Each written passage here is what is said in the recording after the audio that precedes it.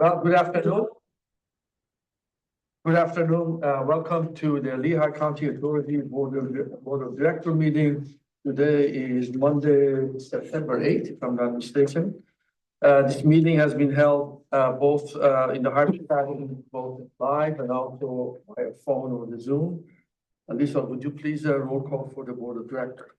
I will do the roll call of the board.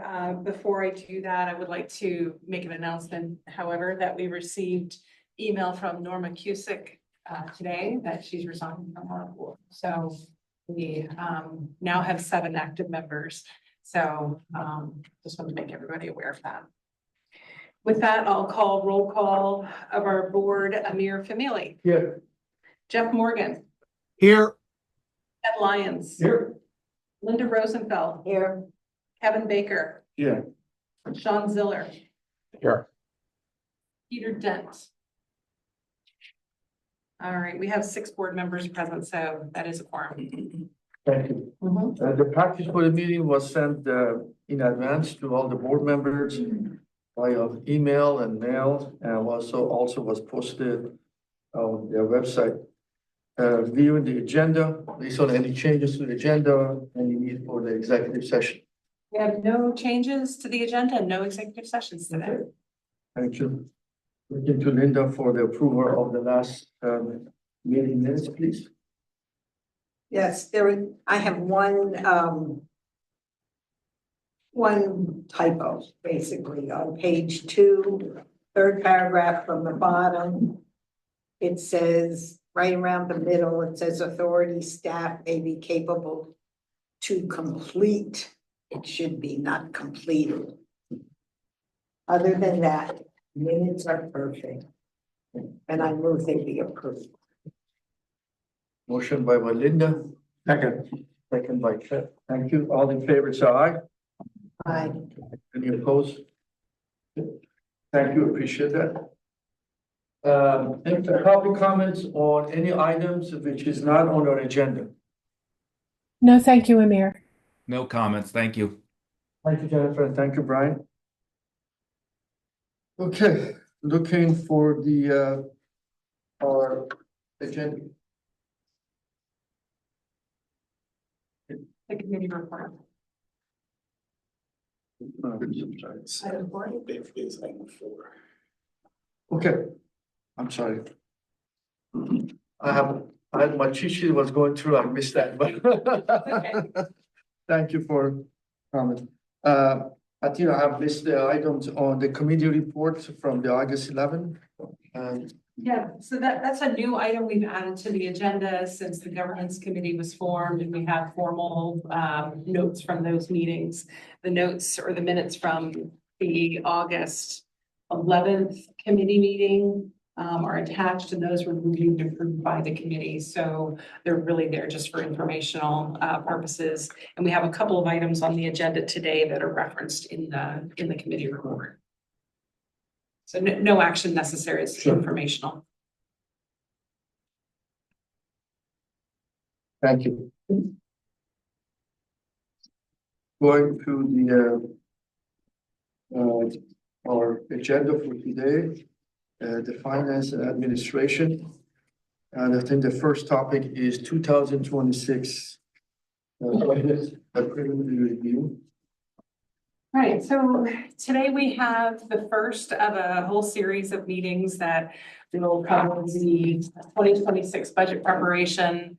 And today's presentation is really focusing on budget assumptions. So things like staffing, strategic initiatives, those sorts of things. And then just a really high level light look at some numbers and impacts of those items on our budget. So I do have a presentation to share and just make sure everybody's in the meeting.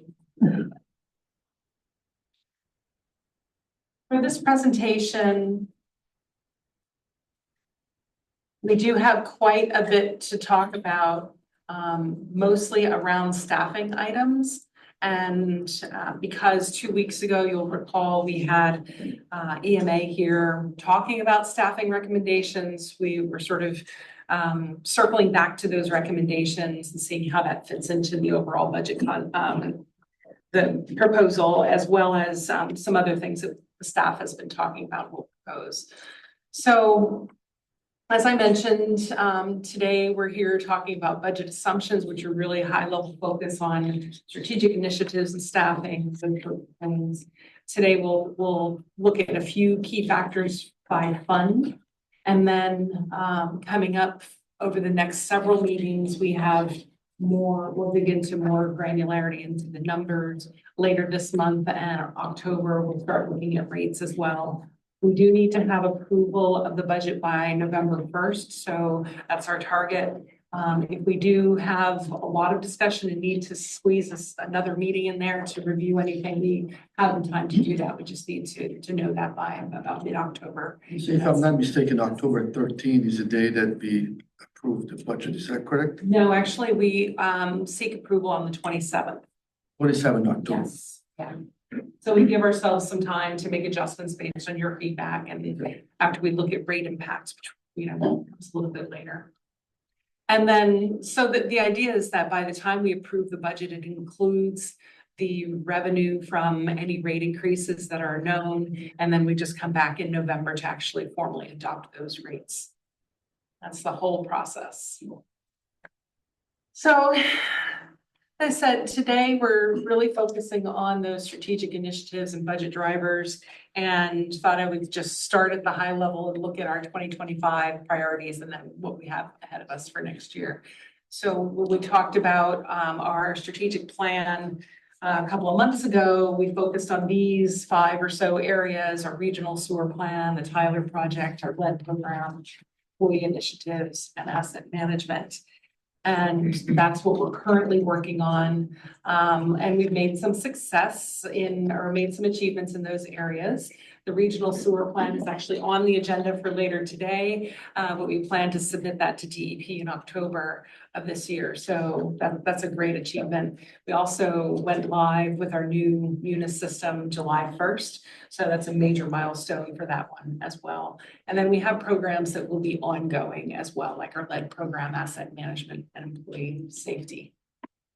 So when we look at this, and then we met internally over the course of several meetings and several days to think about what next year looks like, we realized that there are some new priorities that we wanted to focus on and incorporate into this year's budget.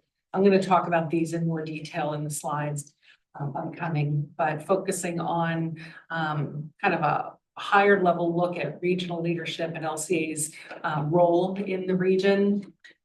Looking at our technology and data management approaches, also our approaches to facilities and security, and then affordability, which we've talked about off and on over the years.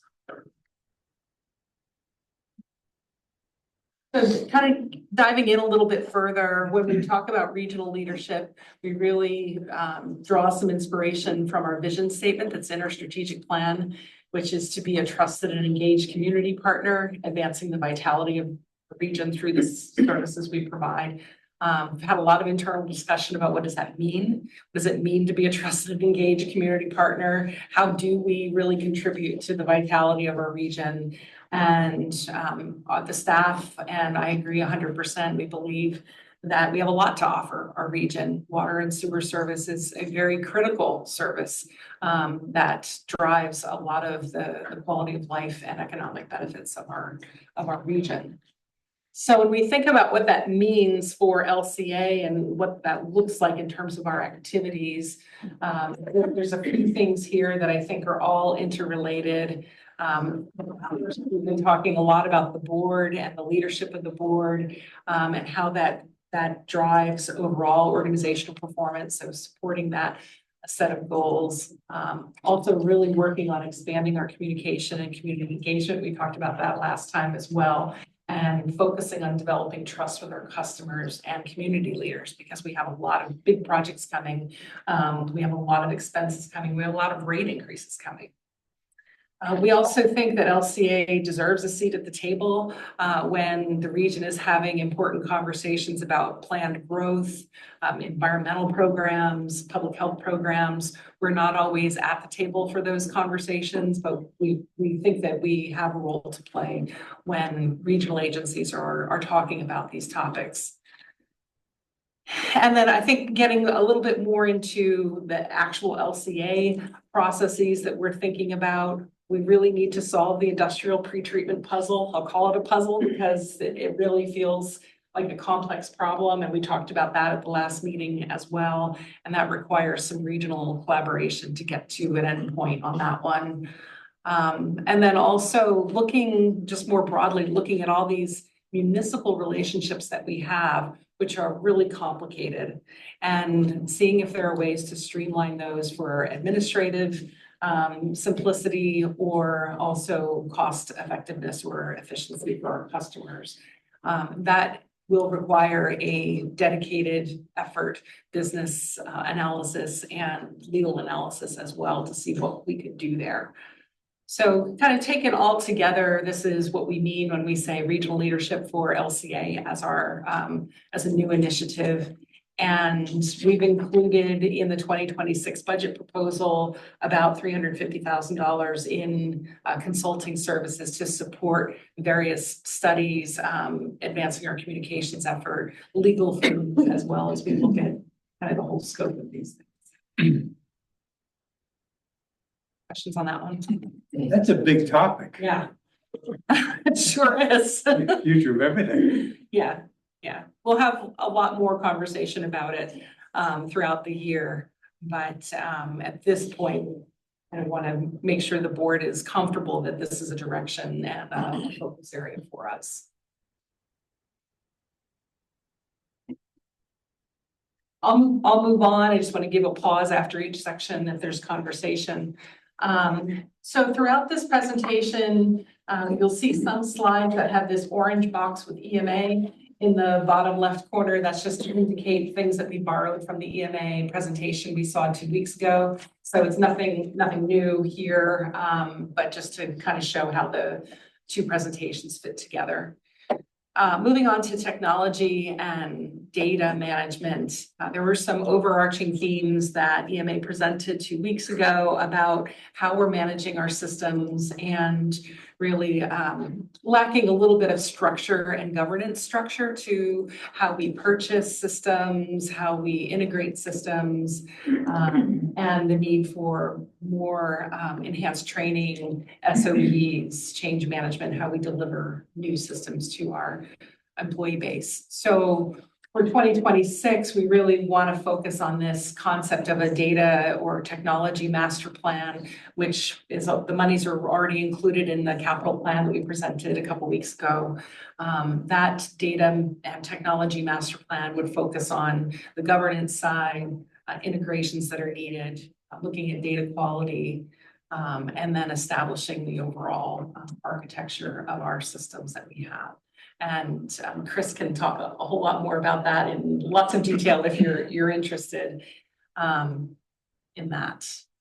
We also believe that there is a need for staff support for this effort. And so we've included in the budget proposal a position called a data analyst. We're thinking that we would target second half of the year or mid-year after the technology master plan is completed, and the position can be more narrowly defined, but essentially looking for an internal resource who will own our data sets, ensure the quality of our data, maintaining the databases, maintaining the integrations that we would like to build, and really focusing on analyzing the data and providing really good reporting, reliable reporting on all kinds of things that our databases currently hold information on, but we're not able to extract in the right way. So that's a position that we've included in the budget, and happy to have Chris answer any questions you might have on that one. So this data analyst is going to look at through our new module in the immune system that we have, or is it this is a different thing? I believe it's really looking at all of the systems. So I think Amir, what LCA does really good is collect data. We're phenomenal at collecting data. I think where we kind of miss a step is the aggregation and reporting of all of that data together. So we see this position as being someone who owns all of the data, someone that can help structure the data in a way that makes it easier to report, and someone that can use the Munis system tied to spend related to AJ's programs and get a good cost evaluation for the money that we're actually spending. So right now we can get you a cost, we can get you a report on the project, but to get somebody that can actually put that together in a report that's understandable is where we fall a little bit short. So this position would oversee all data related to LCA, from Munis to projects to SCADA, and finding a way to kind of amalgamate all of that to give us better reporting, to make better decisions moving forward.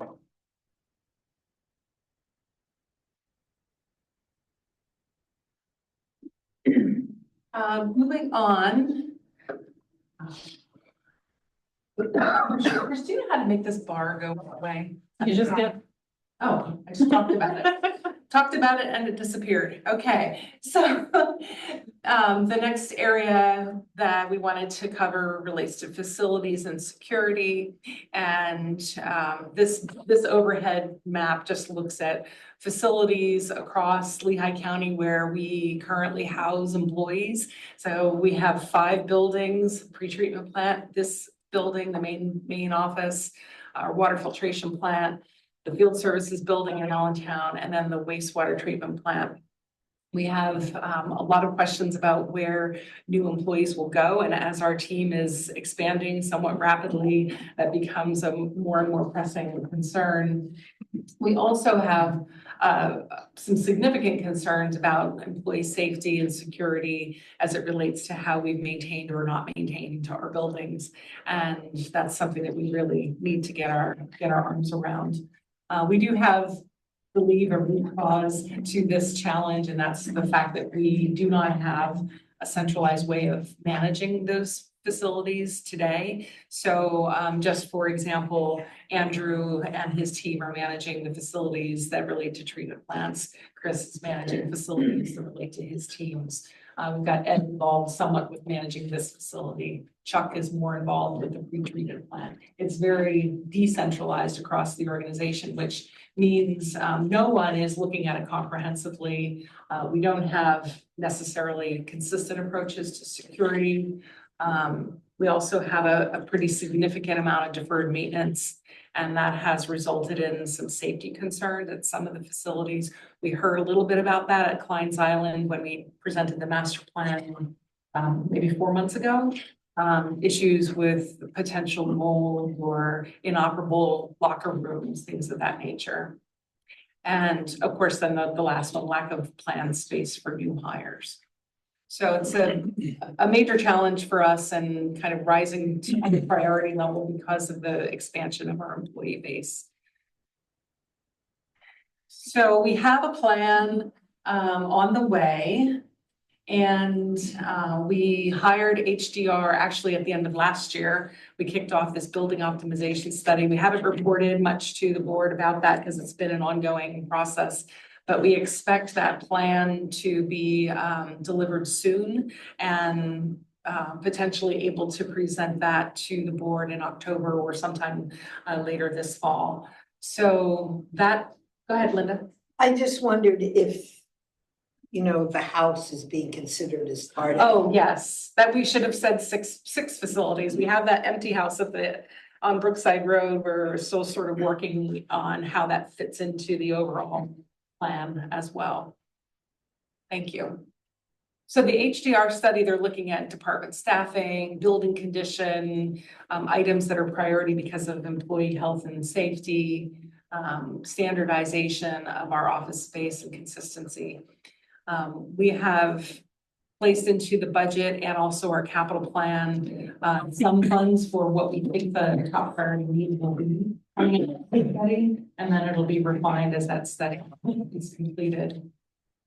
We also believe that the function should be centralized so that we have a person who is accountable for managing our facilities maintenance and security. And so for 2026, the budget proposal includes the facilities and security manager.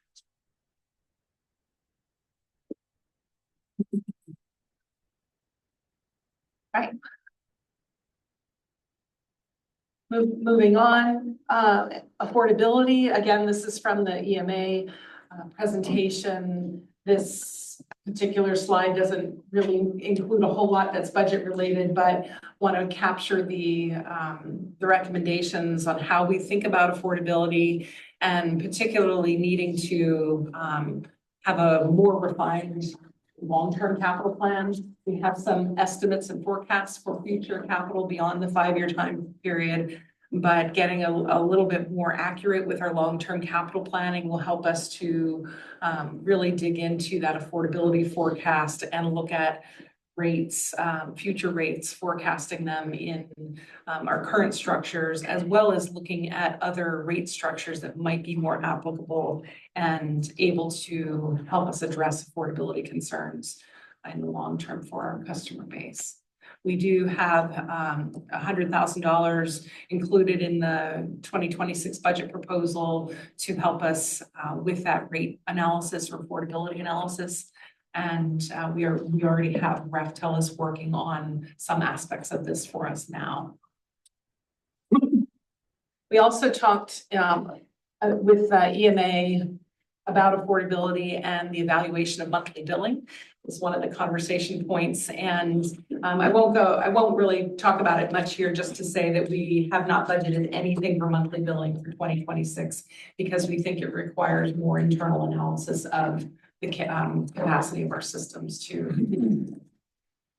We also had the recommendation, which we believe is a good one, to add a business or a rate analyst that would support functions across the organization. And I just added this note that the role summary, the bullets that are listed here are certainly some things that I'm very much involved with and take a fair amount of my time and others as well. So this would also be helping with my workload management. The pursuit of grants, we talked about it last time. Looking at each project that comes along and the cost justification and rate approvals.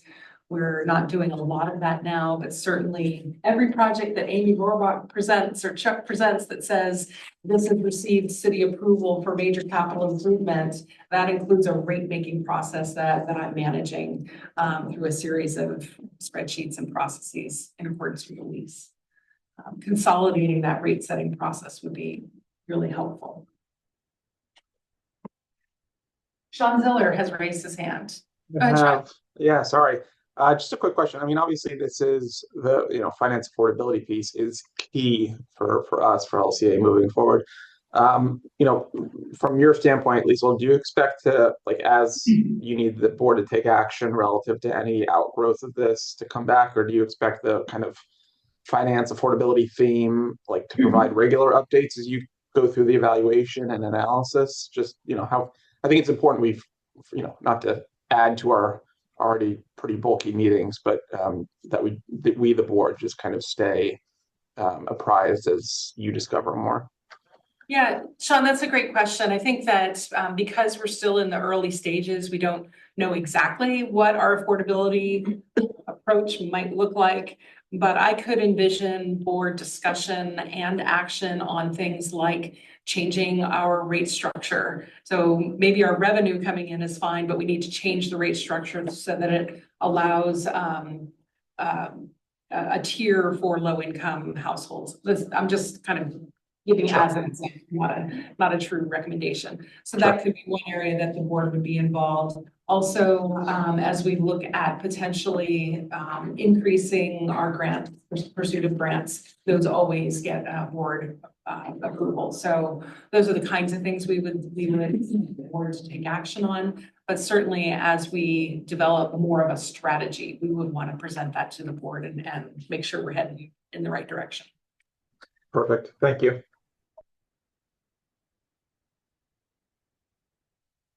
Right.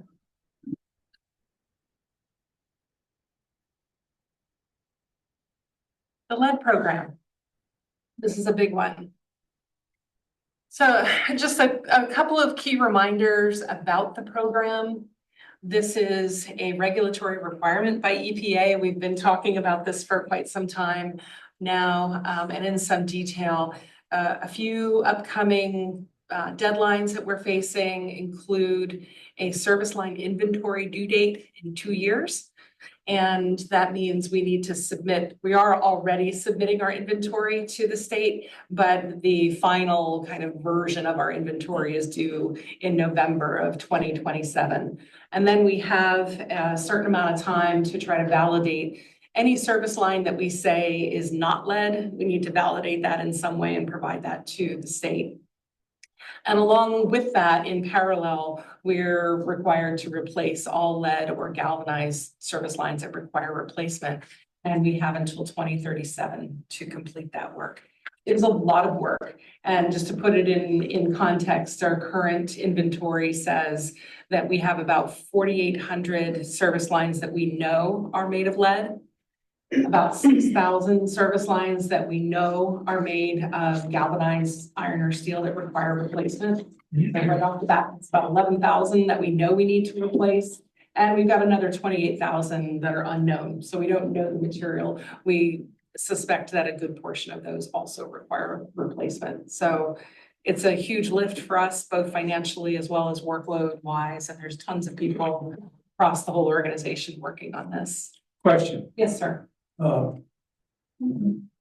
just out of curiosity, when did the state go from lead to galvanized to, I don't know if copper's next or plastic, or, I'm just curious from a time frame point of view, how things evolve. It's kind of different municipality by municipality, depending on when they may have adopted ordinances banning lead. For example, City of Allentown actually banned the use of lead by ordinance in 1955, which is great that we have that documentation. But most of the homes in Allentown were built before 1955. So we have a lot of lead still in the ground. There are also some federal regulations put in place, and I'm going to look at Andrew because I don't know that I have the dates right. 1991. That's correct. That's awesome. You pulled that out. 1991 is when, across the whole nation, we're not allowed to use lead anymore. And somewhere in between 1955 and 1991, various communities just stopped using it, or we stopped allowing it. So it's very difficult to use a date to say this is when there's no more lead, except for that 1991 date. That's a good one. So yeah, it's a huge effort to get this inventory piece done, and we have a current team working on it. The picture here is of our 2 community canvassers that we hired this year. Yvonne and Alki are out there every day knocking on doors, trying to get into houses to inspect service lines. So they're part of permanent staffing, dedicated staffing for the lead program. You've also met Rennie Keen-Dangle. He's attended a couple of meetings. He's our lead program and compliance manager. Anthony Morales is our construction field supervisor, who's also out there working with our canvassers on the inventory program. We also budgeted last year for a lead program customer service representative, but we delayed filling it because we really wanted to understand our internal processes for customer contact and how that would work, how it would fit into our current customer service process. So that's a position we'll talk about more.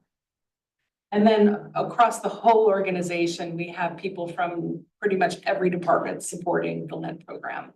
One thing in particular is Chris's group in field services. We've essentially taken a whole field crew off of their normal work to do lead service line replacements for cycle 1 and emergency replacements. So diverting them from the regular maintenance work that they're doing. So when we talked about this a couple weeks ago with EMA, they had a couple recommendations, which we think are good ones to move forward. First, related to that customer service representative, that now that we have a better understanding of data flow and customer contacts and how all that is going to work for us, we think that that position is still needed, but in a different format. We believe that Rennie could really use an administrative person to work directly with him on the program. So a lead program administrator working across the organization, handling data management, customer contact, scheduling, all the detail work that it takes a lot of his time and also a lot of Anthony's time. So that's kind of just a repurposing of a budgeted position. So you eventually will need a customer service person 2 years down the road, or you don't feel that you need that position? It's difficult to say because our projects right now are small. As we start getting into projects where we're doing 2,000, 3,000 service lines a year, we will probably need to consider if we have the staff in place to handle customer contact. A question. Give me an example of how this works. Somebody contacts a resident, says, "Hi, I'm from LCA. I want to come in and check out your pipes." So far, so good. Mhm. And very often pointed out that maybe they don't speak English, it's Spanish only household. So you have to be able to cover that base. Then you have to make an appointment to show up. And I imagine that's kind of, there's a lot of up and down in that whole process just to Yes. get in the house. And then you gotta go down the basement, I'm guessing, right? And find out where the supply pipe comes through the basement wall. And that's where you check for the lead, yes? Yes. Okay. And if it is lead, let's say, does the homeowner, are they informed of that at that point? Yes. And is there a reaction? Is there, oh my God, I have lead in my house. What am I gonna do? You have to deal with that type of thing. Yeah, I mean, it depends on every customer. I'm just saying, reacts but is differently, that, but- does that occur? That, Sure, it does. And we provide, we have standard materials that we provide, educational materials in both languages on how to mitigate risk or reduce your exposure to lead. And I'm gonna ask Chris if they're doing the inspection, that's not a disturbance of the line. We're not leaving a picture filtered then. Is that right? We can, it depends on the customer. So generally speaking, we've built an app where they can go and they do the survey, they answer a bunch of questions. They scrape the incoming line, and everybody gets lead test kits, so you can swab it and tell right away if it's lead. To Liesel's point, if it is, we have a whole packet of information that we leave with the customer. If there is if they're concerned, we do carry these special filter pitchers that we leave with 2 or 3 extra filters, and they get put on our list to be remediated.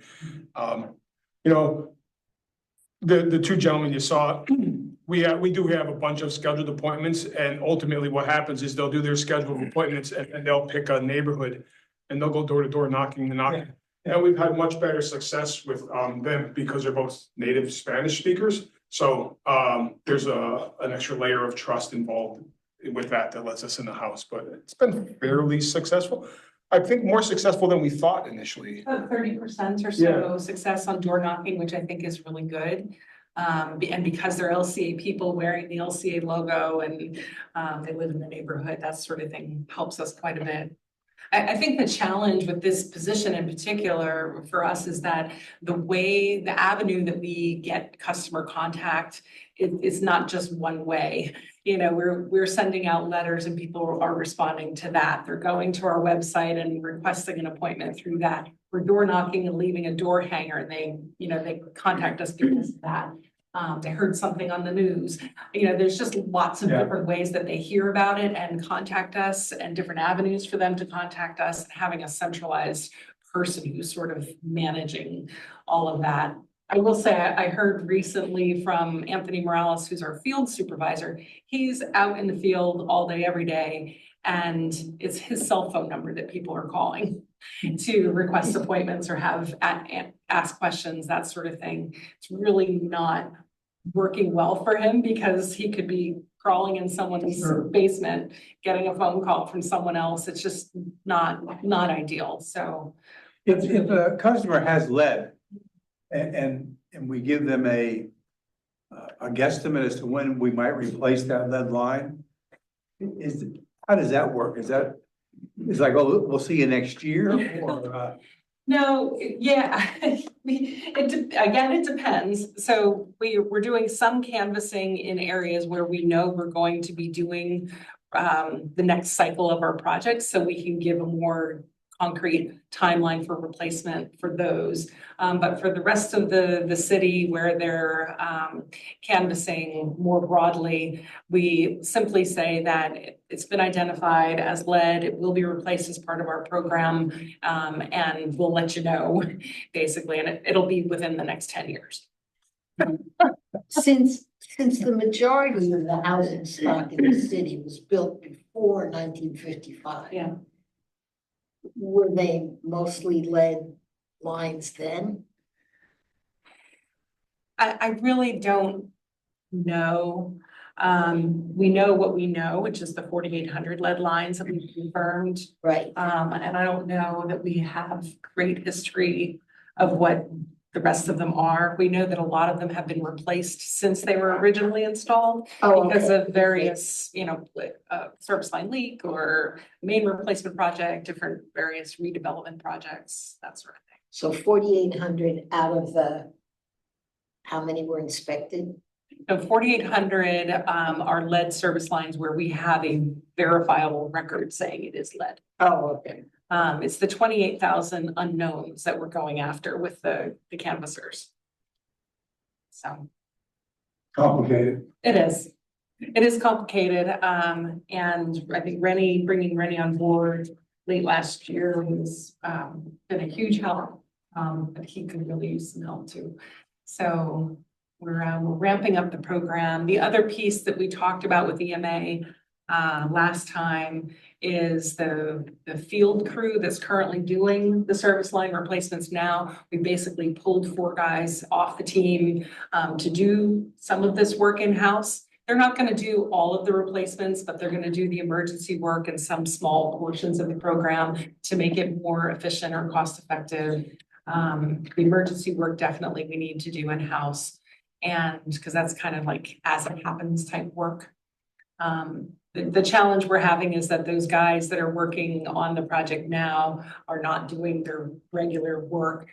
So we'd like to add to the team so we can kind of get caught up on maintenance activities for Allentown lease compliance work and other things that are happening. We have a little bit of a backlog of service lines to get to as well. So the lines that they're talking about though are the ones from say the street to the house. From the Curb street line. to the curb. Curb line. And then from the curb into the house, we typically have a plumbing contractor do those if it needs to be replaced, yeah. We've talked about this before. The line from the main to the curb box is ours. Yeah. From the curb box, the valve into the house is theirs. Yeah. And if it is lead, we're just checking the line from the valve to the house. We are, if we're doing our side from the main to the curb, Yes. and then we find the How do we do that? side, we are contracting with a plumbing contractor to get it done. You should how do you dig the street up, or what do you? Potholing, called vacuum extraction or potholing. They basically cut a hole in the pavement and dig down, and then they can see what's going on at the surface, and then they backfill. So we're doing some of that. It's very expensive. Yeah, I can imagine. I'm thinking 28,000, 10 a day. Well, Decades. yes. It is a lot of work, and I will say the 28,000 feels very daunting, but we are also using some machine learning AI type tools to help us kind of hone in on areas that we should be focused on. And DEP has said that they will accept predictive modeling results as part of the verification process for them. But we need to build a stronger database of known service lines before that. Is there any liability issue out here from a legal point of view that? Wake up. Yeah, I mean, it's a tough one in this respect. Well, first of all, you've got certainly regulatory compliance, so you've got to do that. So there's some exposed liability there. And then there can be with regards to replacements.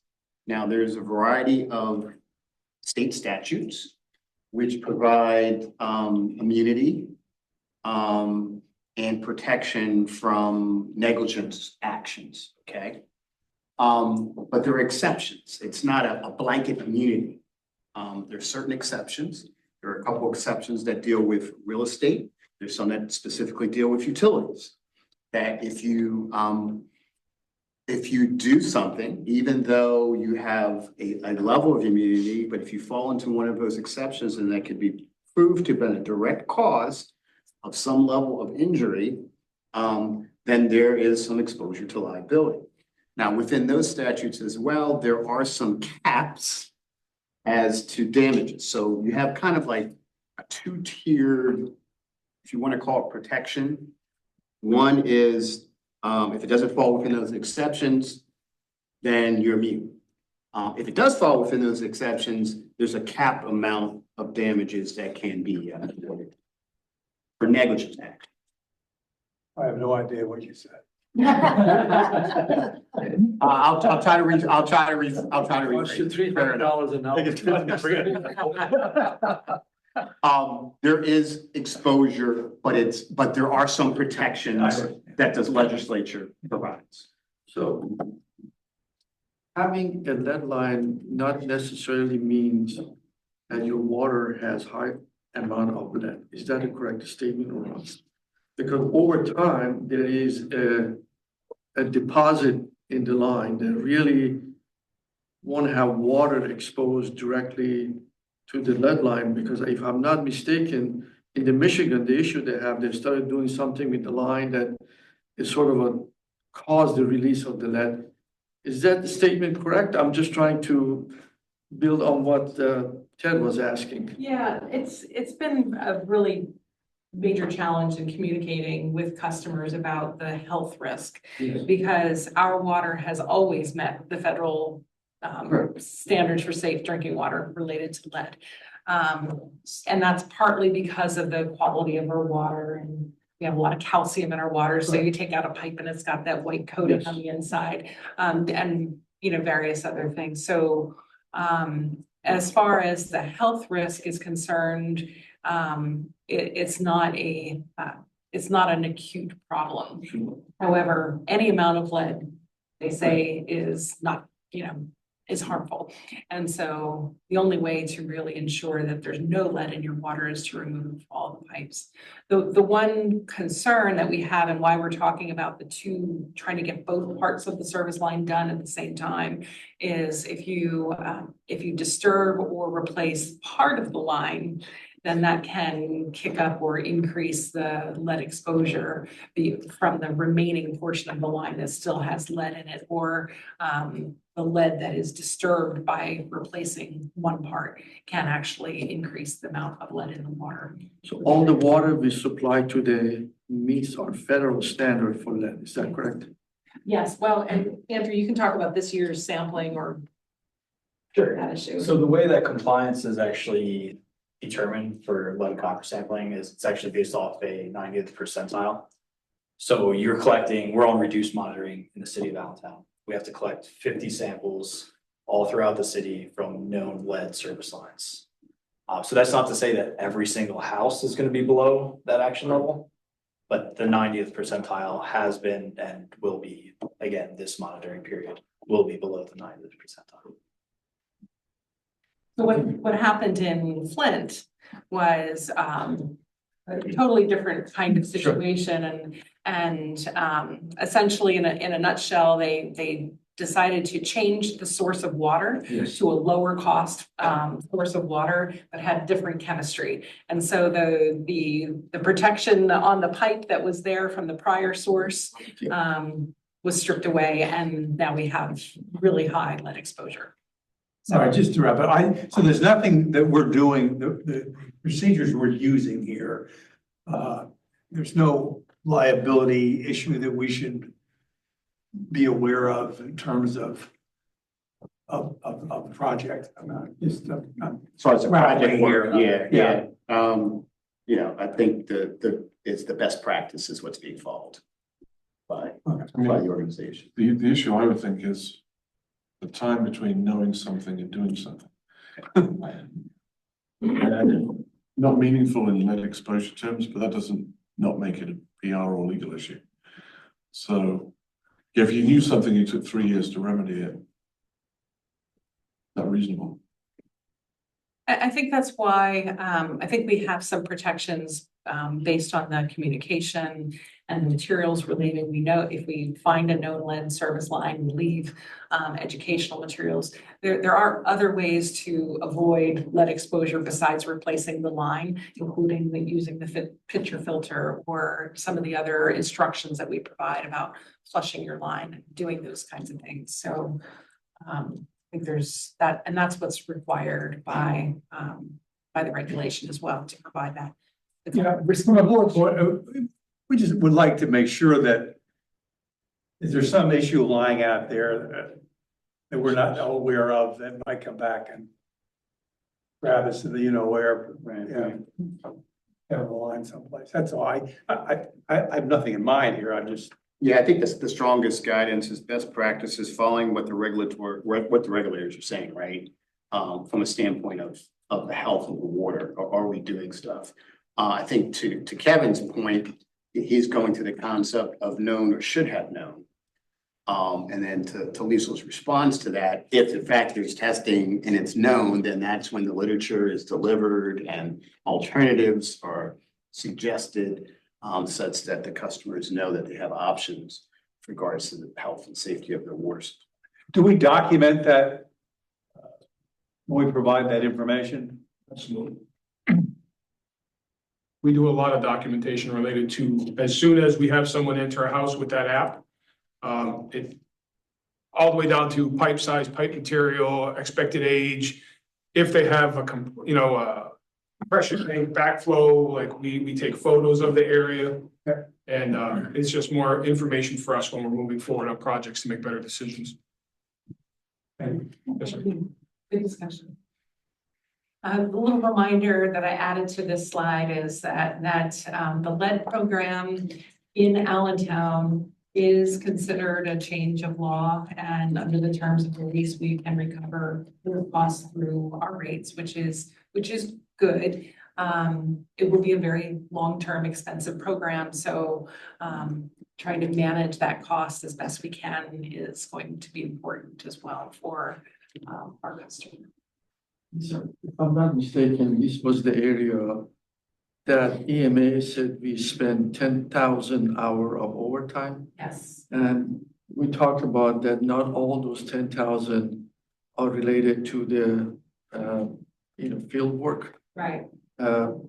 So do we have an idea of what portion of that 10,000 is for the field work? It's not for the emergency call and so on and so forth. I don't think we have that breakdown yet. I kind of removed the dollars portion of it from this slide because we don't have that breakdown for you. But planned versus unplanned overtime work. I don't know, Chris, if you have any more granularity. I can put something together for that. Yeah, It'll be that whole data management we talked about 4 slides ago. It's going to be pulling information from a bunch of different places, but I can get, and I understand what you're saying. Again, I asked that question before last time, that if we already spending that money is in the budget and you're removing the overtime, you're adding people, it should offset each other. Right, so you cannot double dip on 2 things, right? Yes. So I'm trying to see, although the budget is there because we're spending, do we need to add 2 people or 4 people? Because if you have your overtime in the budget and then you're adding another 4 people, you're double dipping. And double dipping, is not allowed, right? Yes, sir. Okay.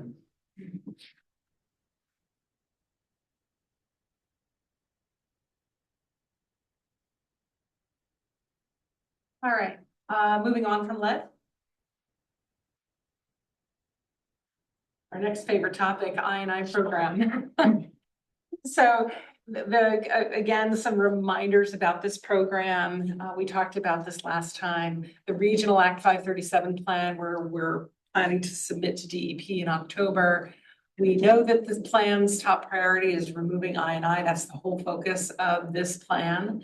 However, DEP's approval is not guaranteed, and the requirements that DEP will have in terms of how we prove our I&I removal or various other components of their approval, we still don't have 100% clarity on. So that's I think an important component of trying to understand how we move forward. Some things we do know, however, is that the city's plan or the plan for I&I removal in Allentown is estimated at about $70 million over the next 10 years. That includes pipeline, grouting and lining projects, as well as manhole projects, manhole rehabilitation, as well as evaluation studies. So flow monitoring and other kinds of evaluations to help us define the projects, measure how much I&I is being removed from that work.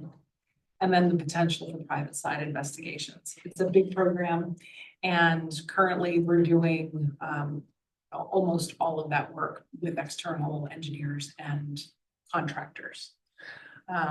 We're talking about a 10-year program in terms of what's defined to some degree within the 537 plan, but a lot of this work falls under the maintenance heading and will be continuous work through the remainder of the lease, especially things like flow monitoring and pipeline cleaning and manhole cleanup.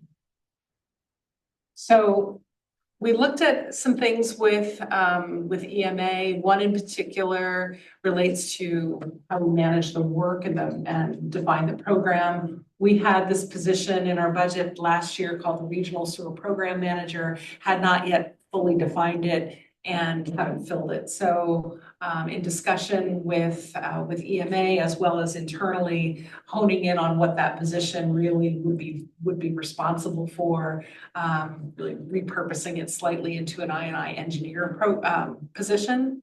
And the goal there with that position is to help us bring some of the engineering work in-house, taking ownership of certain aspects of the program like flow data management, coordinating some of the sewer evaluations and construction projects. Also, as we get clarity from DEP about reporting that we're going to have to do, having someone who can actually manage that reporting process and and kind of develop the program internally. Just trying to develop some capacity to manage those projects that are going to happen every year for the rest of our time. We're going to have a celebration when that gets submitted. If I get 15 resolutions, I'll be celebrating, yes. Only have 9, six to go. Been a while. So for I&I, Yeah. so do we have an overall project manager internally plus an engineer, or those are the same person? We don't have a dedicated project manager. Spread. Kind of spread out. So right now, this person would be the accountable person for overseeing coordination between internal, external, consultant and, Yes. okay. Thank you. And then we also talked about in-house work that we could be doing, and that garnered a lot of discussion with the EMA. We had maybe some incomplete data, so I have another slide that I think you'll like at least to see what we have. But essentially, before I go there, understanding that our contracts that we're working under for the projects now, they're very expensive. And the pricing is just coming in really high. We're not getting a lot of bids. And we also think this is work that our staff knows how to do. We're just not staffed to do it. So there's a pretty solid, I think, justification for looking at what we could do in-house. But we kind of wanted to think about that walk before you run approach, where we think that the the full scope of I&I work is very large. But there's some things that we could start doing now that we know we're going to be doing for the rest of our time in Allentown. So let's focus on those. And so EMA had suggested a team of 3, and let me move this box, see it. Using the current manhole project that we have going on as a kind of a comparison point, we have a $1.23 million contract with a contractor for rehab of 256 holes. And I think we thought it would take about a year for them to do that work. Is that fair? A little less than that. Yeah. And then Chris and his team put together a cost estimate of what it would take for us to do that work in-house if we hired people to do it and bought the right equipment and all of that. So with the 3 people that are recommended, the 3 utility technicians, we've got labor and benefit costs. We have equipment costs for various vehicles and other equipment that would be needed. Materials and overhead. So in the first year, we'd be comparing the $1.23 million contract to an internal cost of $756,000, which we think is quite beneficial, quite positive. And then we didn't include depreciation or maintenance on the vehicles or equipment, but so there would be some additional cost in these categories, but in future years, once we have the equipment, then our costs would go down pretty significantly as well. Just a question on those numbers. How do you allocate, you mentioned you do not include depreciation or soft costs, but like something like overhead. You have a percentage that you work with? Yeah. Throw on that direct cost? Yeah, so what we did here, and kind of have a couple different sets of eyes on this, but for the labor and benefits, that's pretty direct. We know that, yeah. And that's a big portion of our overhead is already baked into that number. And then added just an additional 20%. So that's, I think, fairly accurate. We don't have a really great way currently of really refining our overhead, but that's a future. I would say on a variable basis, that's pretty close. This is fully costed, the pension and the comment. That's in the benefits. That's in the benefits. Yeah. But the cost of FTE, you said 325. Yeah. You have to compare what is the fully costed internally. What is the cost from fully? Yes, it's just that I'm only including some of the variable overhead, like we're gonna pay her whether she's here or not. Okay. Whether we outsource or not, we're still paying me, we're still paying her. So that's kind of the only fair way to do it. And I would say the 20% is very good. Actually, I would have said maybe 21, 22, to be honest with you, looking at a number, so I'm sitting here going, that's a good fair representation, so. And the vision that you guys have is the cost benefits, thank you for doing that number, is to hire 3 at once and then say, okay, contractor out, or you're gonna transition, what you have in your mind? Well, I will say the current contract, they will complete that work that's assigned to them in that By scope. end of this year, is that what it is? The work's done, yeah, they're doing they're testing which method is the best one right now. So the work is going to be completed. Now our case is actually doing some testing right now. But yes, the work is done. So then, depending on the timing of how quickly we can get people on board and trained and the equipment purchase and all of that, our next project we could be handling in-house, or we could do a short phase where we're still contracting as we're getting ourselves ready to go. And this is the skill set that we have internally. Chris is very, very confident his team could do it now if we had the right. Good.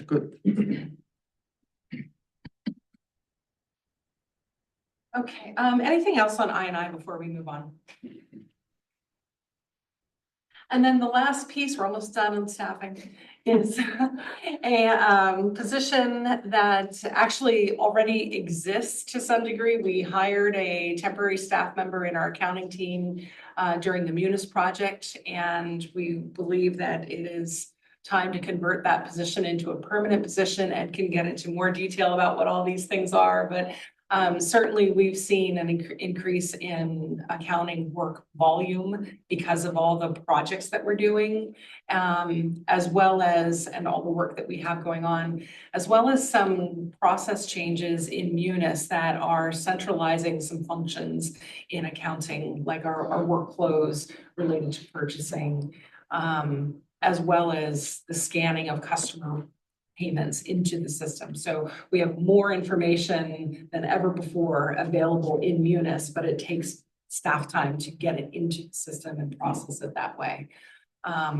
So I really would like to just turn it over to Ed to give any more color or detail to this we're position. really struggling since we did the Munis thing because we built a lot more controls into Munis, controls that benefit us later when we're getting audited, and that people place more reliance on what we have and the validation of the numbers.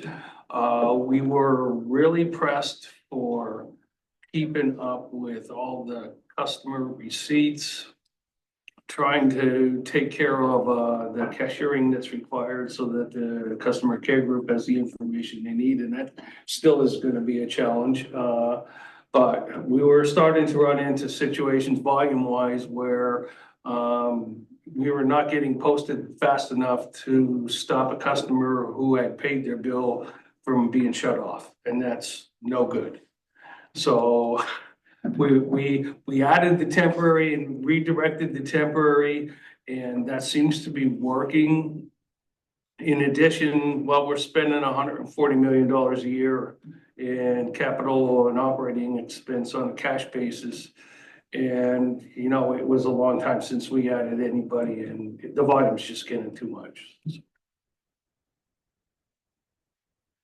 And I don't like not paying vendors on time either, so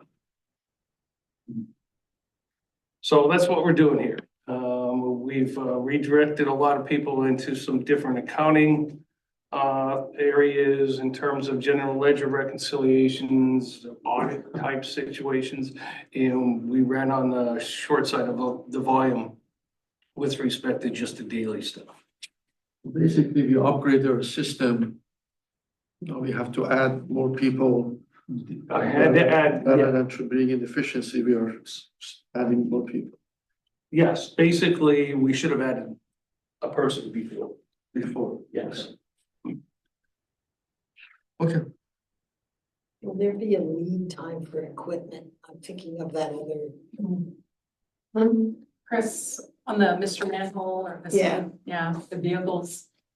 No, those in particular, I would bet if Ed gave me a check this afternoon, I could have it in-house by Friday next week.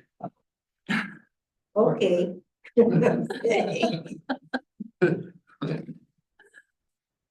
All right, so we went over a lot in terms of people and impact. So I'm going to kind of try to wrap that up into more of a summary look at things. First of all, this is all of the positions we just talked about in a list, and I just designated LCA or EMA to kind of show where the data came from. So 3 new positions from our own staff discussions, and then a whole bunch from the EMA recommendations, a total of 14. And we have some timing considerations that we thought would be important for this discussion, because that impacts how it affects the budget for next year. I have a question. Obviously, Allentown's got the worst I&I problems now. But there were some suburban communities too that were still not up to par on I&I. And we're not even talking about them. Right. Well, so the suburban communities, for the most part, own their own systems and are responsible for their own systems. Oh, okay. We talked previously about a regional approach to I&I, which I think is absolutely the right way to go. However, it requires the municipalities to agree and want to do that. And I think that will come later, potentially, depending on how DEP approaches our 537 plan. If DEP develops some incentives for the I&I work, then there might be more willingness for the municipalities to collaborate on that work. No, we're just not there yet. Lisa, just Yes. in reality, you are not adding 14. Correct, because 2 of them we already approved, correct? So that's 12.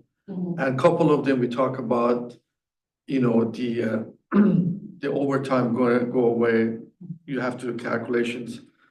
So I think just for sake of clarity, we are not adding 14, maybe only be adding 10. I think we have to clarify what is new, Yes. maybe at next time. Oh, yes. Okay. I've got slides on that as Okay. well. Just want to make sure that.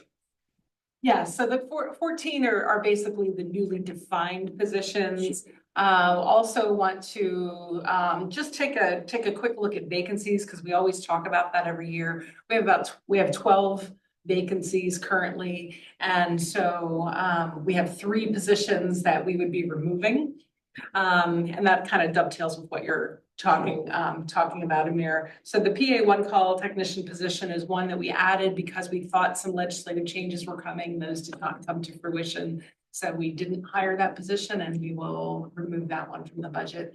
And then these 2 positions, the lead program customer service rep and the regional sewer program manager, we're eliminating or replacing. So it has a different budget impact. Got a couple positions that were new over the last 12 to 18 months that we're recruiting for now, and then a handful of positions that are vacant just because of normal turnover. So that's the 12 positions that are currently vacant. So trying to put it all together for you, this is, I think, what you're looking for, Amir. We have currently 179 active employees and 12 vacant or open positions. So our current year budget includes 191 employees. If we remove those 3 positions that we're eliminating and add the 14 that we're adding, that brings us to a total headcount change of 11. Now, if we also then account for maybe a change in overtime cost, that's not a headcount change, but it's a cost change. No, it's SG&A cost. Yeah. That what does that answer your question? Yeah, absolutely. Thank you. Plus, some of those new employees are doing work that we previously had subcontracted out. Yes. Okay, thank you. Yeah, and some of those employees, particularly in the lead program arena, not only are they replacing work that was contracted out, their cost is recoverable through the terms of the lease agreement. Yeah. So after all of that, we can start talking about money, actual dollars. The 2026 budgeted personnel costs that we have today includes all of the payroll benefits, pension, overtime, et cetera. So for 2026, it's 24.8 million compared to the forecast for this year of 23 million. It's a 7.7% increase from forecast to budget. There are some things that are impacting the 26 budget, including that timing of planned hiring. So some of the positions are not full year budget. We do have an estimated 10% increase in benefit costs for the health insurance premiums this year. And then, of course, wage increases. So those have some impacts on budget as well. And then the last note is, which we've mentioned before, this is total personnel costs, about 2.9, almost $3 million of that actually gets pulled out of operations and goes into capital toward projects. And then some of that is recovered through grants or grants.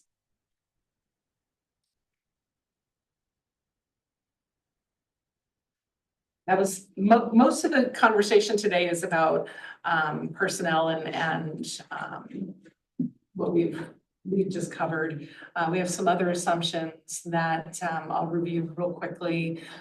We have the personnel cost increase of the 7.7 that we just reviewed, $450,000 in studies to support strategic initiatives. Talked about those earlier.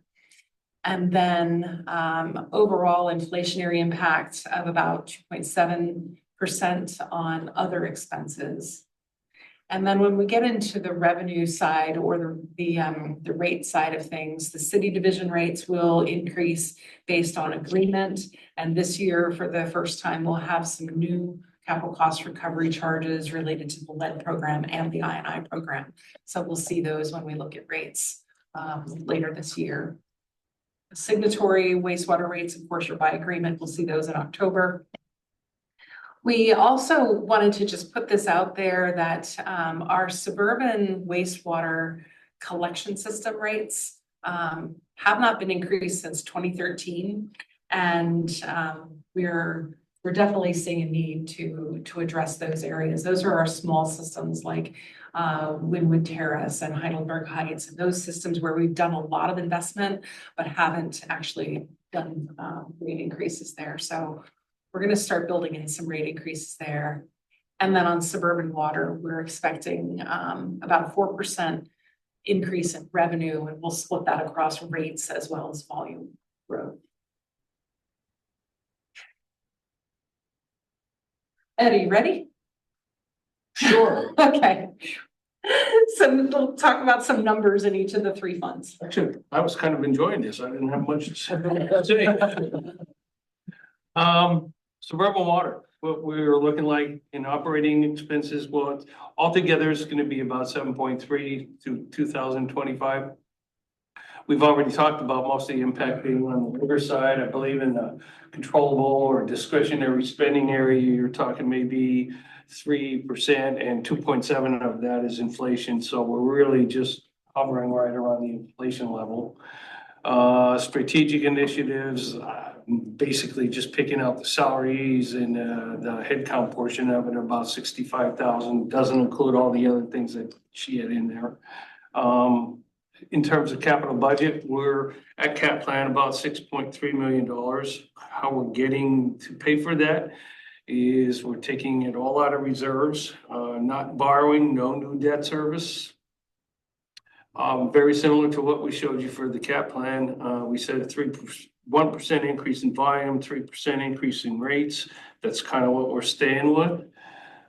We are going to have a negative cash flow of about $1.7 million, meaning that we had enough cash in reserve to be able to fund all that capital and maintain 200 and some days cash on hand yet. So no detriment to any of the metrics, debt service or anything else. So here's a chance where we say, well, we don't need to have 300 days cash on hand. We'll use some of that to keep the rates in check. So that's what we're doing here in suburban water. Wastewater, 7.2%. So again, very similar headcount changes, benefit changes. And when you get into discretionary, pretty much in the same neighborhood of 3%. In total, strategic initiatives, again, just on the headcount base, $66,000. On capital, we are going to spend 6.9. We're getting 4.8 from new borrowing. We did say we were going to borrow in cap plan as well. So we're going to fund from current rates and reserves of $2.1 million. That will result in new debt service of $301,000. On the revenue side, well, we're still reviewing signatory rates. I don't budget any volume. Signatory rates will be impacted by capital and city division pass-through. And then she did mention the 5% increase in the common rate collective system group rates. Metrics, we're targeting a small surplus. I was trying to keep it at zero and ended up at about 206,000. And all other metrics are very good. We're 200 some days cash on hand. And again, debt service ratio, coverage ratio will be fine. So that's suburban wastewater. In the city division, actually, the increase is only 6.3%. That essentially means that on the city side, they were in the neighborhood of discretionary increases of maybe around inflation and not much different. Strategic initiative impacted it by 132,000. In terms of capital budget, we are spending $50.4 million that we had in the cap plan. We are going to borrow $5.7 million. We are expecting $6.6 million coming from grants. So that'll leave us with 38.1 from current rates and reserves. On the revenue side, 5.5% on a combined basis with the rate table and with CPI. Additional capital charges to be determined yet. So obviously the signatory revenues will be impacted by what capital we come up with. Cash flow will be negative due to using up funds from the previous borrowing. This will be the last year that we'll be doing that.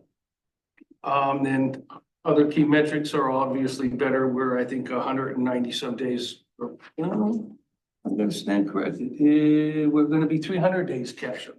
So, and debt service will be good too. So, I don't know. I think it's fairly good what we're doing right now. This is the summary that shows net income. Water's gonna be positive, wastewater negative, city division will be positive by 15 million. So altogether we'll hit $15.3 million in income. As we translate that to cash flow and throw in capital, that's where we go negative by 1.7. A little bit positive on wastewater side and city division. Again, using up borrowed funds out of reserve, 16 million. So we'll be $17.5 million.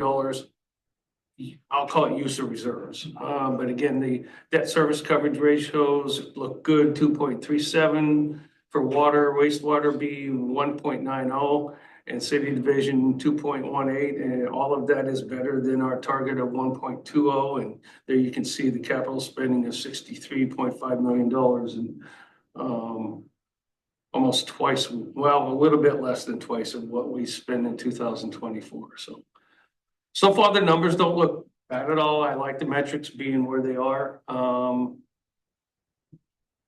We'll see what we can come up with next.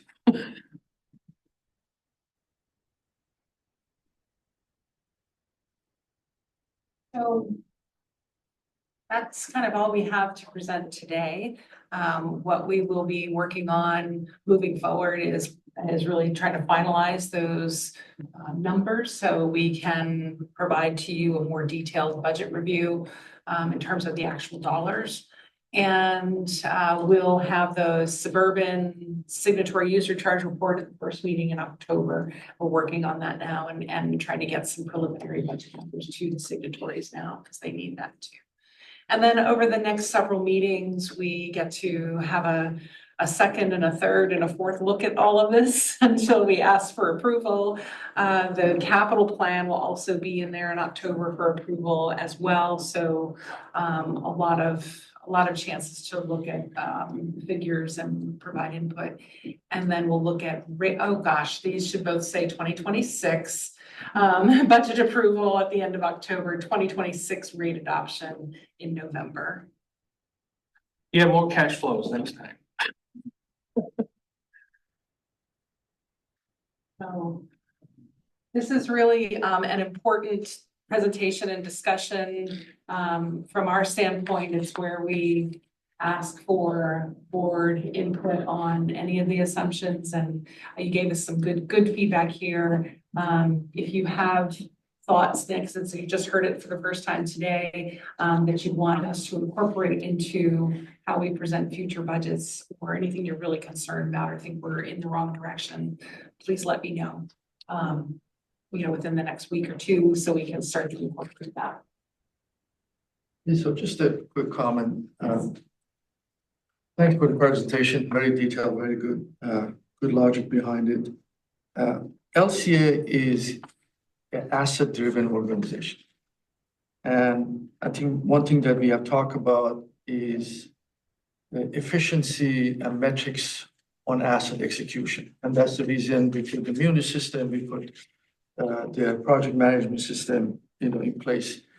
On the priority for you that you put up front for 2026, there was no mention about metrics on asset execution and so on and so forth.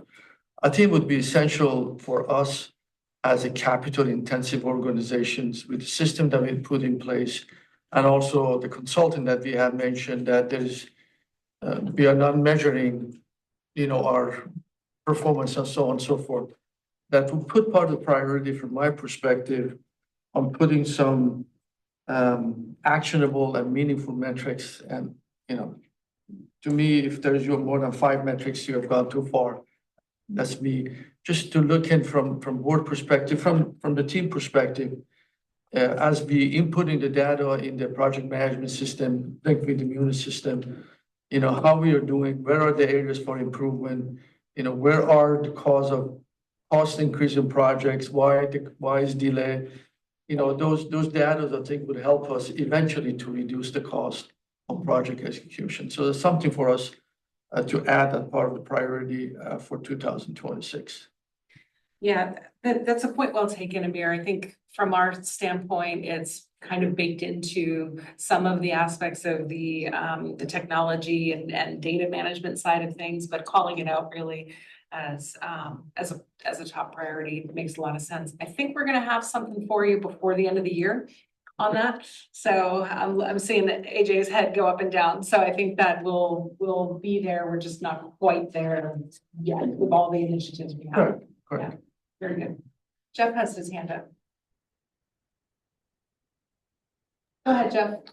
Hey, yeah, just a quick question. You guys mentioned a little bit about overtime, and I would guess that you need a fair amount of overtime and contingency for all of the utilities that are, buried or not accessible, tanks, all kinds of things that you can't regularly see. So could you just touch on how you budget for overtime, and how that works?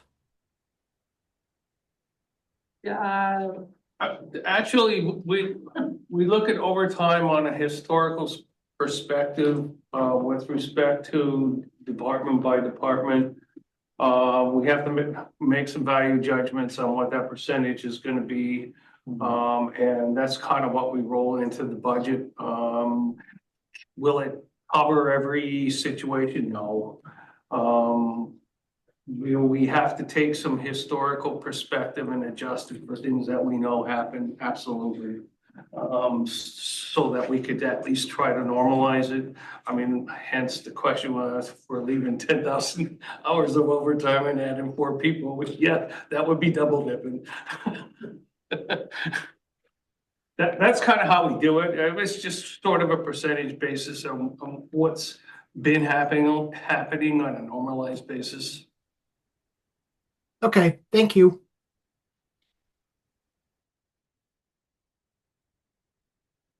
Great presentation. Thank you. Any other board questions, comment? Hearing none. Let's move to the next items, which is the LCA Board of Director Governance Committee charter approval, which is in the pink pages, pages 10 on the digital board package. Yeah, our governance committee chairman is not here today to review this, but I'll say that the governance committee has met, I believe, 2.5 times now to review this and work on developing a proposed charter for the committee. And that is what is outlined on this 1-page document. And we were looking for a board to approve the charter. So we have a codified process or approach to how this governance committee will function. And I'm turning to any comment from the board member? This was sent in the mail in advance. One question, just as and maybe I'm not reading it correctly, and I have both in my hand, the next document as well. The committee member expectations attend at least 90% of the regularly scheduled committee meetings, but when you go to the board member expectations, about partway down the page, it says, I understand that my attendance at board and committee meetings is crucial to the progress of LCA and will commit to be present 80% of the time. So I just didn't know, since it cites committee members, committee meetings there at 80% and then 90% here, didn't know if those were competing. Sean, I will say that the 80% that's on the other document for board member expectations is for the total of board meetings and committee meetings. So it's sort of a blend versus the committee meetings. In particular, if you're appointed to a committee, we expect 90% attendance at that committee. Yep, just wanted to be sure. Well, I think the conversation was for the committee meeting, there's only 3 people, and if you don't show up for the meetings, it would be difficult to get things done. And I think, Lisa showed us that they keep track of all the large board members, and we were trying to select a number that it was a doable number from historical perspective, the data that we have. Again, these are all recommendations. There are nothing important. If you look at those are all the term has been used, recommended numbers. Any other question from board member on the governance committee charter? I want to thank Peter, Linda, and Ted. Ted is great. For helping with that. Did you want to have that be approved? I think we need to go, since we bring it here, we have to go through the approval process, if I'm not mistaken. That's great. Okay. Need a motion? I'll make a motion, Sean. Okay, Sean made the motion and Linda second. So all in favor, say aye. Aye. Aye. The motion passed. The next topic is the board, the Lehigh Board of Directors member expectation, which is in the golden page, digital board package 11. Any question or comments from the board member?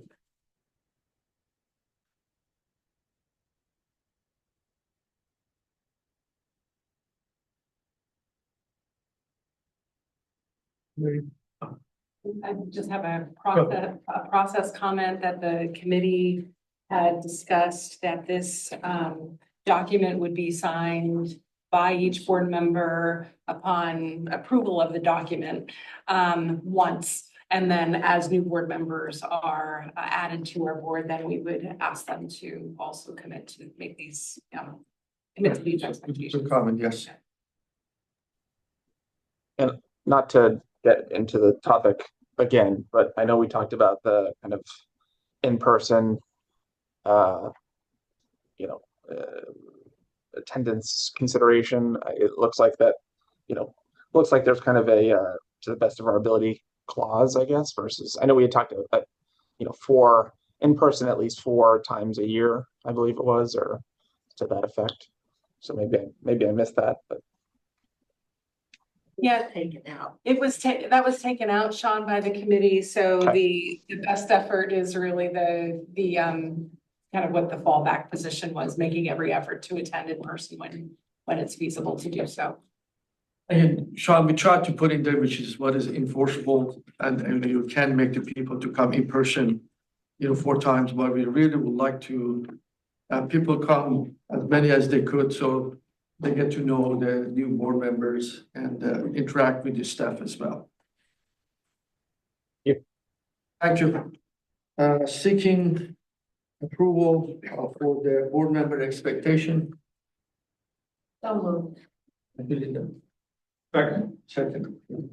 So the motion made by Linda, second by Ted. All in favor, say aye. Aye. Aye. Any opposed? You have none. Mr. Please. Chairman. Yep, Lisa, I do have to drop, just FYI. Okay. Thank you, Sean. Sure, what Thank you. Just from a process standpoint, I will request that Lisa send a copy to be signed by every board member. So we're not signing on the gold sheets today. Yes. Yes.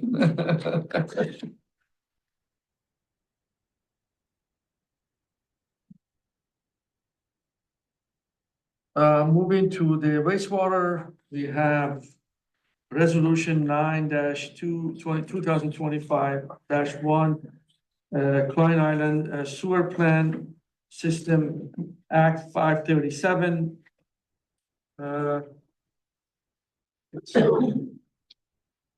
Blue pages, did I miss? Are you missing blue? Oh, no, maybe I should not be missing. No, You can have. I have it here. I'm sorry. Blue shades. Blue pages. There we go. Send out one colorblind. Blue pages and digital package, 12 to 15. All right, this is a very exciting moment, where we're asking the board of the Lehigh County Authority to adopt resolution 9-2025-1, which relates to the Kleins Island Sewer System Act 537 plan. And just by way of background, I think everyone on the board is very aware we've been working on this plan for many years. The plan is a municipal plan. So there are 15 municipalities that are part of the Kleins Island sewer system. 15 municipalities are required to adopt the plan by resolution. A municipal authority, for whatever reason, is not required to approve this plan. However, we've been sitting in that facilitator role, leadership role for all these many years to try to develop this plan and bring the municipalities together to achieve this. And we think that it's a good show of support and unity with our fellow municipalities to also approve the plan. The form of resolution that you have before you is modeled somewhat after what the municipalities are approving, including the 7 commitments that are numbered in the resolution itself. Those are the key points that are included in the Act 537 plan. And that's really all we had to say about it, except that I want to recognize Phil DePoe for his leadership and really bringing everyone together to achieve this. We are now at 9 resolutions passed by 9 of the 15 municipalities. We've got 3 more we hope to get tonight and a couple of more thereafter to hit the 15 mark. And a very large portion of that is due to Mr. DePoe's leadership. So it wouldn't be good for us to turn this down. I will also say that we have on the call Jennifer McKenna and particularly Brian Chamberlain, who tends to focus more on the sewer side. The city of Allentown was one of the first in the first handful of municipalities that has already passed this resolution, and the city has been an excellent and helpful partner in developing this plan. So to have the city on board, as well as most of our major larger municipal systems already passed, it's really quite an achievement. We're not allowed to clap at board meetings, are we? You can clap if you'd like to clap. Not yet, not too premature. So, You mind? Sure. Resolution number 9-2025-1. It's a resolution of the Lehigh County Authority approving the adoption of the Regional Act 537 plan with regards to the KISS service area served by Kleins Island Wastewater Treatment Plant in the city of Allentown. Show support with the other municipalities with regards to submission of this Thank you, sir. Seeking approval for this resolution. No move. Thank you, Linda. second. Thank you, Kevin. So we have the resolution number 9-2025-1 in front of us, which Linda made a motion and Kevin seconded. All in favor, say aye. Aye. Aye. Any opposed? Resolution passed. Thank you, Phil. Good job. Moving to the next topic, It is the Allentown Division Klein Island Plastic Media Treatment Filter. We have the green package, pages 16 to 23. Amy, is all yours? Hey, me. And Chuck's not here to do my lead.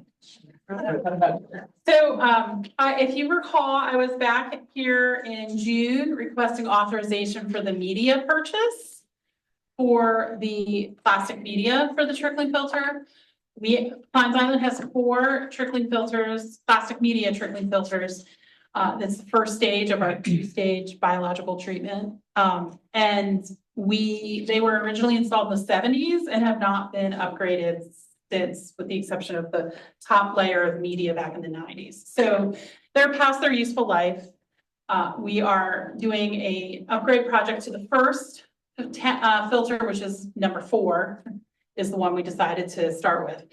And the media authorization was given by you guys back in June, and we have that is actually starting in fabrication. So media is expected to be delivered starting in December. So we wrapped up the design package, which includes the installation of that new media, removal and disposal of the old, installation of the new. But before they install the new media, there's also concrete repairs that are anticipated to be needed to the concrete support underneath, as well as the outside of each of the filters has a FRP panels that kind of go out on the outside. They're not structural, they're just to enclose it. So it'll be replacement of those panels, some coatings to the existing odor control ductwork underneath, and some other miscellaneous improvements, some lighting, some little upgrades, repairs to the existing catwalks and railings that are around the filter. And so that design package was put out to bid on July 25th. And we received bids on August 22nd. We received 2 construction bids, and we had a bigger turnout at the pre-bid meeting. However, a lot of bidders, we got feedback from a few that they were concerned with the time frame of the work. The work has to be done between, we're anticipating a notice to proceed around October 1st, and we have to have the filter back online. We're assuming substantial completion of March 15th because of our permit limits with our effluent. If we keep the filter offline for too long, it could affect our effluent discharge, and we could exceed our permit limits. It's more relaxed in the winter months than the summer months, hence the time frame of this project. So it's going to involve a lot of staff on site from these contractors at one time or during the winter months. And so some of them were concerned that they didn't have the staffing available. So I respect that. I don't want them to bid a job and then not be able to do it. So we received 2 bids, Allen Myers and Blooming Glen. Allen Myers was our low bidder at $2,190,555. Allen Myers actually just completed the primary sludge line replacement project, and that project actually came in under budget and on schedule. So they were a great contractor to work with. They work quickly. They have proper staffing. So we feel that we should have no concerns with this contractor. They've done similar work in the past on other projects in at other plants. So before you today is the authorization for award of the construction contract to Allen Myers at $2,190,555, as well as authorization of a construction administration services agreement with CHA. They will perform the on-site construction inspection and oversight of Allen Myers' contract. They did phenomenal. They hired a newer site inspector to handle the primary sludge project. He's also doing some other projects for LCA, but he has been on site and he will be tasked with this project as well. And he's phenomenal. We love him. So we're in good hands with CHA.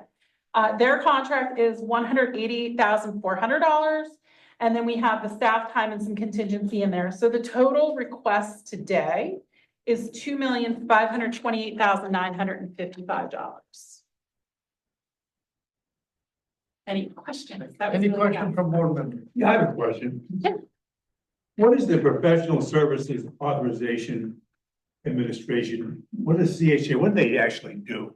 They will be there, they are assuming, during the construction period, they're assuming 4 hours a day to be on site to oversee the contractor, to make sure they're doing everything per the plans and specifications. It also includes reviewing the submittals, answering contractor RFIs, requests for information, construction schedule oversight of the contractor, review of pay applications, and anything that may come up during construction that needs an answer from the contractor. Okay, 4 hours a day. Well, the 4 hours of a day is to make sure that they are installing everything accurately, because there are, some strict guidelines. And the concrete repair to do inspection. It also includes when the existing media is removed and disposed of and the filter is empty. They're gonna have a structural engineer, because we haven't been able to get in the tank to determine the exact extent of the repairs. We assumed certain standard details and unit costs or unit quantities, so the bidders could bid a unit cost price. But until we get in there and do an inspection. Thank you, you've explained. It includes that. Okay, I got it. Thank you. Any other question from board members? Quick question from my side. Is that a time required for this trickling filter to reach to the equilibrium that it will function, or right from the get-go, you get what you need to get? No, it takes some time to build up the biofilm on the media, so that's why we gave it, is it May 1st when our? Switch over. Yeah, so the permit limits change starting May 1st, but we want the filter online by March 15th, so that gives us a month and a half to build up some growth, so that we hopefully don't have an issue. Okay. Thank you. Seeking approval, for the, amount of $2,528,955 for Allentown plastic media trickling filter rehab for the construction phase. If I'm not mistaken, the total cost is around $5 million or $4.9 million for this project that we approved before. So moved. Okay. So we got the prior, Jeff Wood made the motion and Kevin made the second. All in favor, say aye. Aye. Any opposed? No.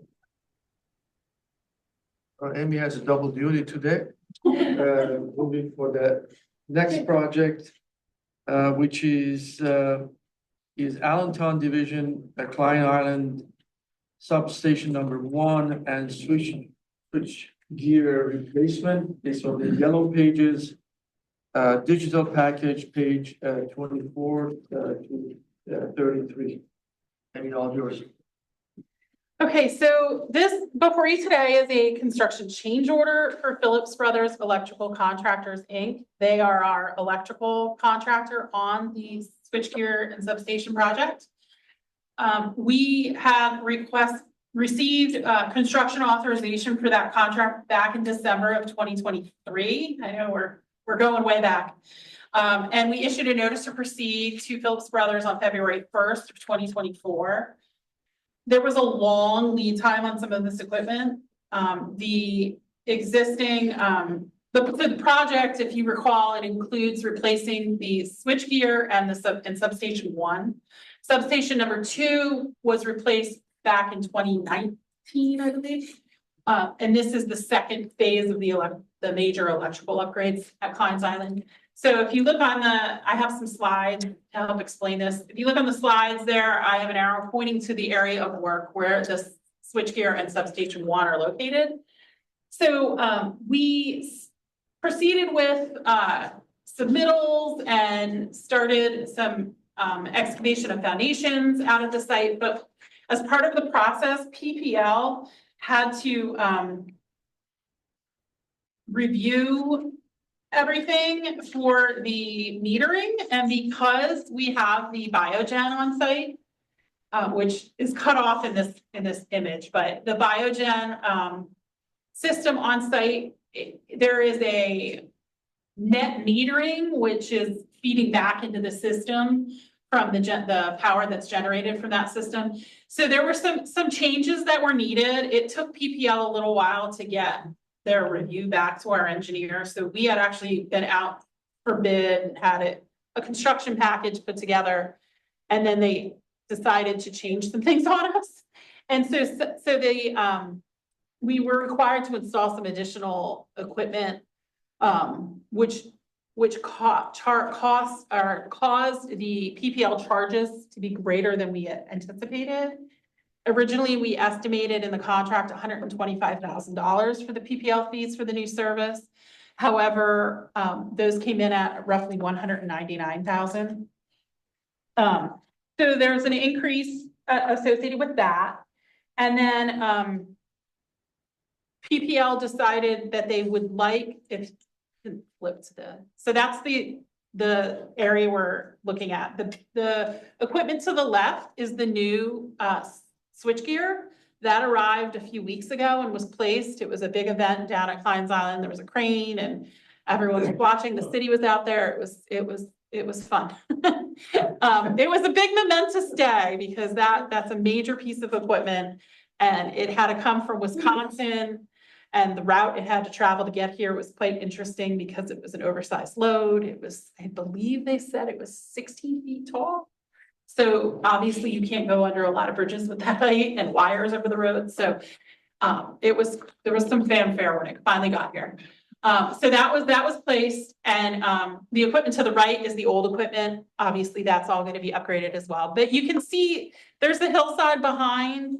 And part of what PPL decided that they didn't like when they came out to look at the job, they didn't like where the existing poles were in relation to the new gear. So they wanted to place some new poles. So as part of that work, our contractor has to take the feed from those poles into that new switchgear. And it comes in from underneath. So that's why it's raised up. Everything comes underneath. So the new poles, if you go to the next slide, I believe the next slide shows. So the picture on the left, they already installed the new poles. They did that the same day the switchgear arrived. But if you look at the picture on the left, the pole that is kind of behind the switchgear that has the arms on and the wires, that's the existing pole. And that's too close to the switchgear. So the new pole is that new one to the left. And then the picture on the right, because we have two feeds that come into the plant. The picture on the right is the second feed. And the existing pole is the one at the top of the hill, but they didn't like that. I don't know their reasoning, but they have reasonings.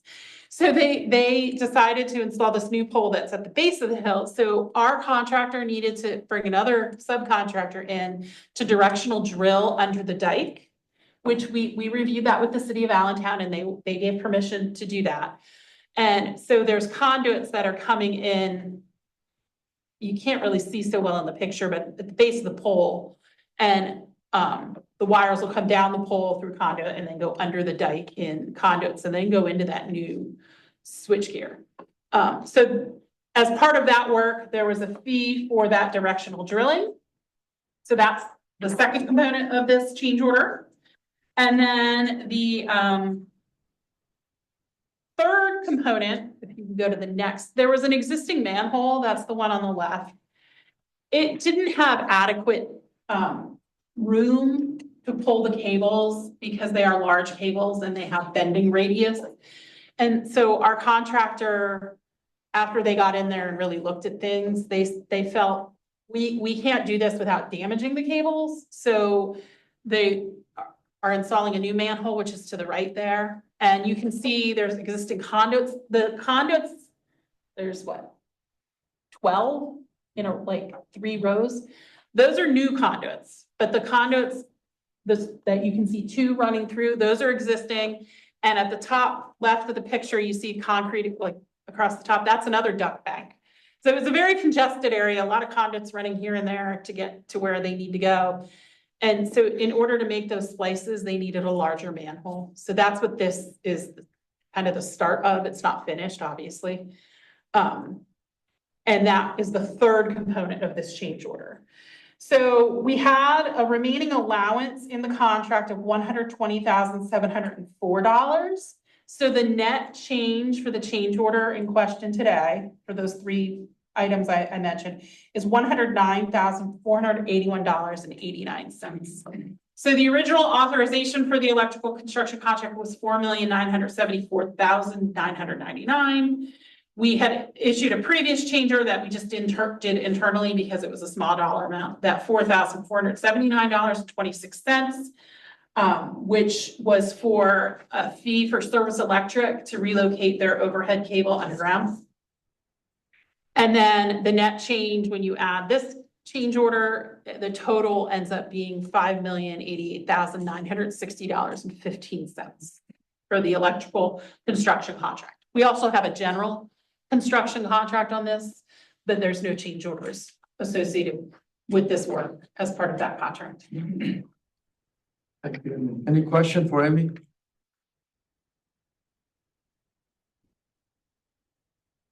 I have a question. Yes. When did Klein's Island stop being an island? I can't answer that before my time. So you're gonna ask what that 89 cents that. Thank you. Okay. For questions, seeking approval for the amount of $109,448.89 for the Allentown Division Klein Island Electrical Substation 1 and primary switchgear replacement. The motion and second. Okay, motion made by Ted, second by Linda. All in favor, say aye. Aye. You opposed? Thank you, Amy, for the both Thank you. projects. I just have a quick Sure. question. On the previous green thing, the media. Yes, Are we gonna have to do the other three? yes. And they are in the capital plan. And they're gonna cost as much as this one? Yes. Yeah. Okay, just check. Every 20 years. The media manufacturer recommends a replacement. They have an expected life of the media of 20 to 25 years. Our current media is nearly 50 years old, so we've clearly gotten our money's worth out of the existing media. It's costly, but it's not that something you go after every year. Oh, and we won't have to worry about it. Right. That's a good point. The next topic, if I'm not mistaken, on the agenda is monthly project update. Yeah, so the report is attached to the board packet. Have just a couple of things to highlight. Again, we'll be talking budget at the next meeting with more granularity on the numbers. We also have a couple of different items that will show up next time on industrial pretreatment plant, including the future options evaluation, as well as an update or item related to the current critical upgrades that are happening right now. So that's a preview of our next meeting in September. No specific project updates to share, except that if you look at part 3 of the report, the open project list, there are a number of projects that are listed in project closeout phase, which is great. Capital Works Department has been extremely busy, and a lot of Amy Hunkle and Amy Rohrbach projects getting done. So the 2024 meter replacement project, the water plant HVAC upgrades, Spring Creek Force Main relocation, Sand Spring treatment process modification. Couple projects at Klein's Island, the septic receiving, solids process boiler and HVAC system upgrade, and also the primary sludge system upgrades. All of those now completed and will come off the report next time. So thank you, Amy and Amy. If I'm not mistaken, that's the last item. That is, yeah. Okay. Any staff comment? I have nothing additional today. Thank you, appreciate that. Solicitor comment, No report. Thank you, Mr. Chairman. thank you. Any public comment? No comment, thank you. No, thanks, Amir, but congratulations on passing 537. Thanks, Jenny and Brian, I appreciate that. Thanks for your help as well. Any board member comment? That is seem long ago. How long has Norma been on the board? 15 years. Something. Yeah. Well, with that, I adjourn the meeting. You guys have a great week. Thank you. Thank you very much. Thanks, everyone.